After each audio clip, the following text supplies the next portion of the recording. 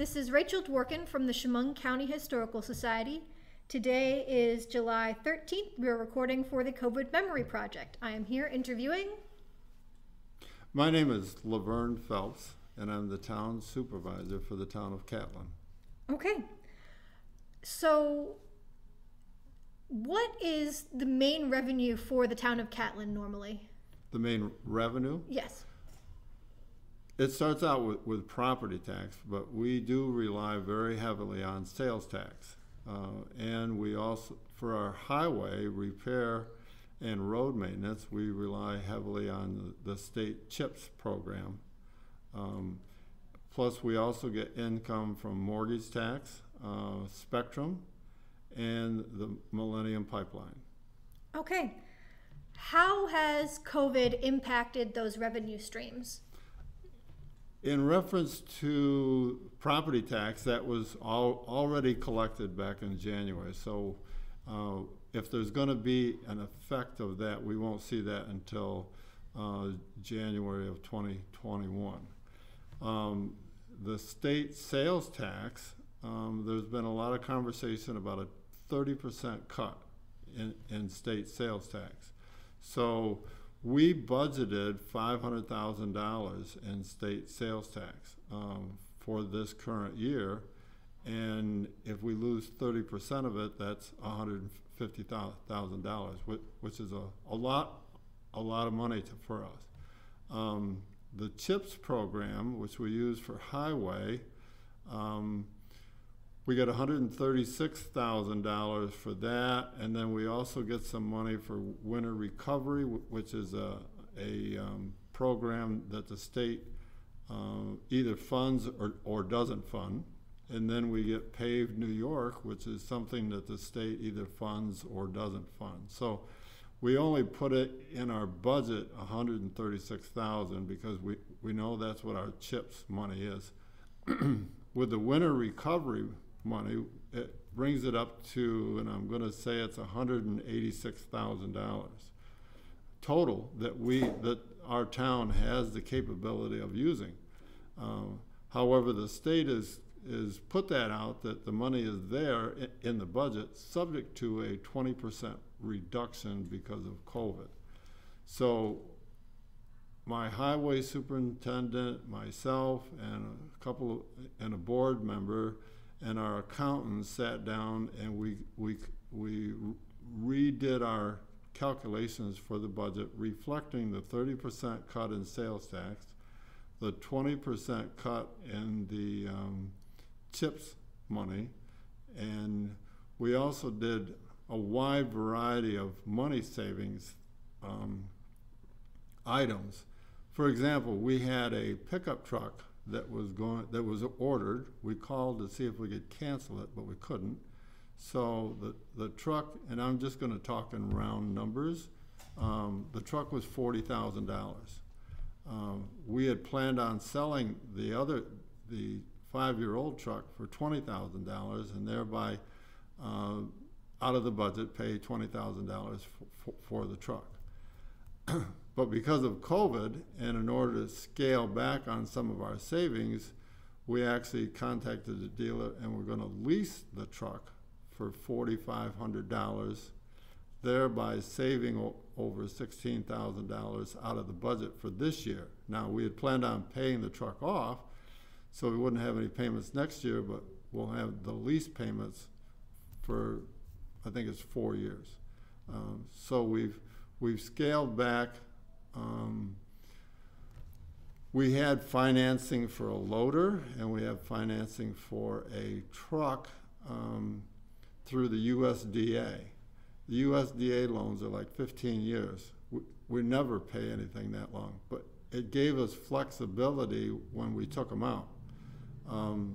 So for example, the loader had a budget dollar value, because we usually pay those off in like 3 years, 4 years maximum. We had $66,000 set aside for the loader. The USDA payment was $15,000.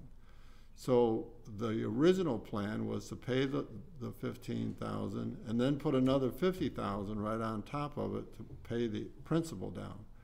But because of what's going on, we're only going to pay the $15,000. We're going to hold the balance of that money, probably for next year. I mean, it's going to give us money in our budget for this year, or money not spent, but it just means that the payment's going to go on another year down the road. So it takes care of us for this year, but we really going to have to reorganize and regroup for the next year. We've had the town hall closed down. And it is open now to appointments only. The staff only work part-time.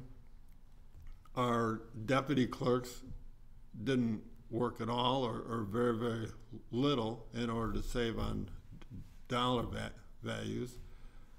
But we're a small enough town that we don't have a lot of extra staff, so it's usually one person per department, and the water department has to keep going, the town clerk has to keep going, the code and zoning and assessor, they're all very small. So we really didn't we're not really saving a lot as far as on our operational, other than very few hours within the town hall itself. The highway department has been working regular hours and being mindful of social distancing and face masks, but because of the cutback in the funding for the CHIPS and the budget, some of our projects that we had planned on being done for this year are now going to be put off till next year. And of course, that may take the whole road program and push it back another year down the line. So it looks like we're going to do okay this year, but we'll just have to see what the balances are at the end of the year, and then plan on next year's projects and next year's budget. Okay. How has your town government been handling things like meetings and that sort of thing? Have you been meeting in person, online? What have you been doing? We have been having town board meetings and also teleconference. Back in March, there was a couple of board members that just did not feel comfortable coming into the town board meeting. We couldn't have any more than 10 people within the room, and when there's 6 board members, it kind of narrows down the number of people that can come in. So we had teleconference calls. On the town's website, I list the meeting and the phone numbers for people to use to call in. We've always had at least 2 or 3 people call in. We've had planning board meetings with teleconference for people to call in. And it's been working out very well. This past month in July, we were allowed up to 50%, which we have a very small room, but it allowed 10 people for the audience, and we'll probably continue to use the telephone conference numbers up until the time that we can open up the building completely. So. Okay. Other than the financial aspects, how has COVID impacted the town overall? Just have businesses shut down, or is everything more or less going as it was? Catlin itself is a very small rural town. We don't have a lot of businesses.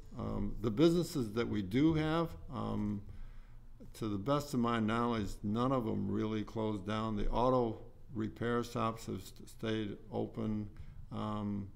We have a Dollar General. We have a garden tractor business. They scaled back and limited the number of people. but as far as the actual businesses that I know of, nobody really closed down completely. So you're mostly agricultural, or would you say, or is it mostly residential but rural? We only have one and a half, we'll say, working farms within the. There's a few what we call hobby farmers. Some people have 4 or 5 head, 10 head of cattle, or some pigs or something like that. But there's really only probably 1.5 to 2 that are regular working farms. So the rest of it's residential. Okay. I'd like to shift gears a little bit and talk about how COVID has impacted you personally. I understand that you recently had a test for COVID done. Can you tell us about the process of how that went? Yes, I'm going to have a medical procedure in a couple of days. So part of that process of getting ready for the medical procedure was I had to be tested for COVID-19. I had seen on TV where it looked very uncomfortable, but when I went over to the Arnott today to have the test done, it really wasn't that bad. It took less than a minute, and the ladies at the Arnott were very good at what they did. So yeah. Okay. Could you sort of walk me through how you went about getting that appointment, and then how the appointment actually went? When I was at my doctor's appointment prior to setting up the procedure, they actually gave me a sheet scheduling me for the COVID-19 test. And it was a drive-through. I just drove up. One of the nurses or staff came out and asked for verification, my name, and they checked that out, verified who I was. I pulled up and to where the testing was done, and they explained it, had a letter explaining it, and then I just took the test, and it was, and then you just drive away. So it was very simple. And the test is what, like a Q-tip up the nose? Yes. Oh, yes. okay. Yeah. Alrighty. Other than having to take the test for your medical procedure, how do you think COVID has impacted your personal and daily life?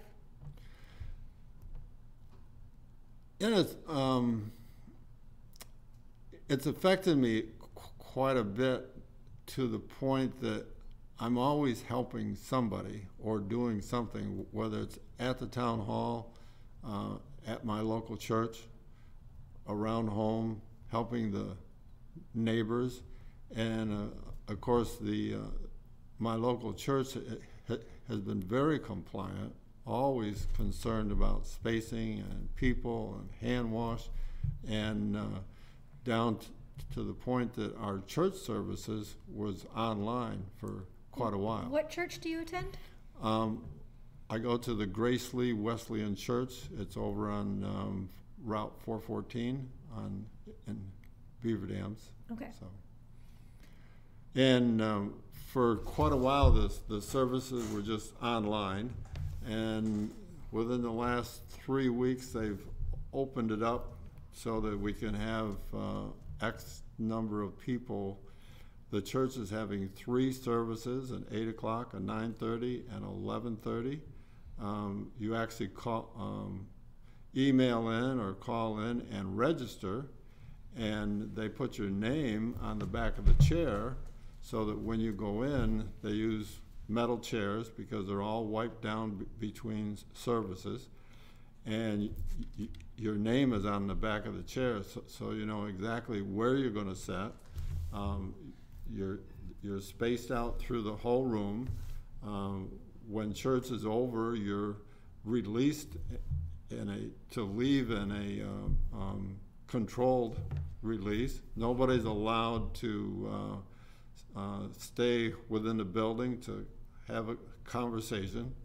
Once you get out of your chair, you're supposed to put your mask back on until you're outdoors, and you have to wear your mask when you come in. Once you sit down and you're not moving around, you could take your mask off.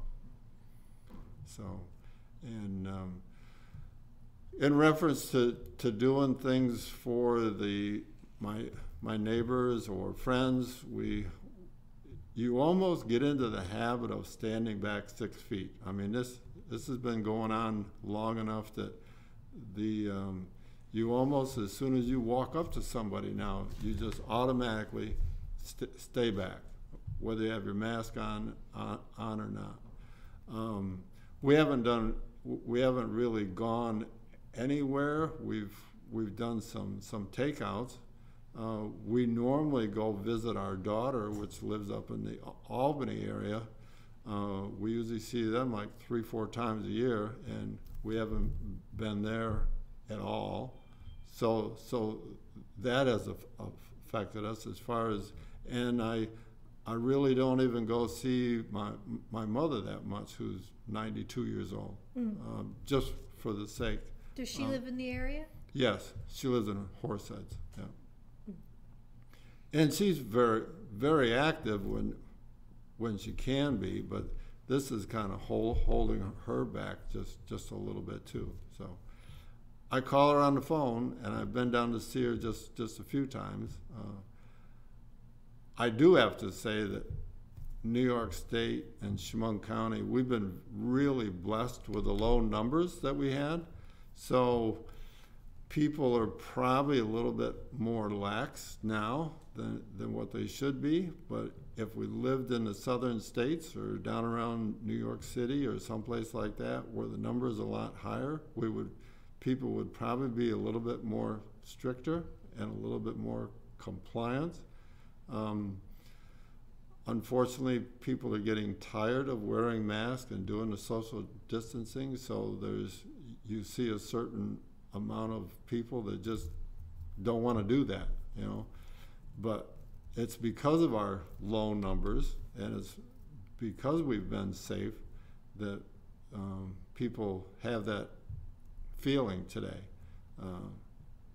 But if I lived down around the southern states where it's really bad, you would definitely probably really comply with everything very strictly and be very thorough about it. So.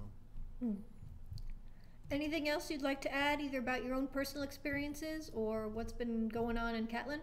No, I think that covers it very well. Thank you. Alrighty. Well, thank you for doing this. Okay.